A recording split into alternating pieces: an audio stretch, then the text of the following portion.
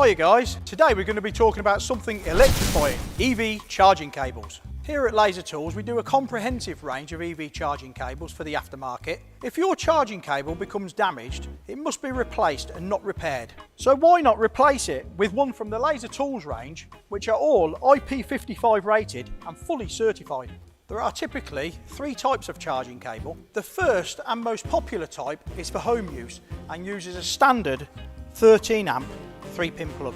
The second type are for public fast charging use. These use a 32 amp 3-phase type plug and are popular on high performance cars like Porsche, Audi and Jaguar, as well as the very latest EV models.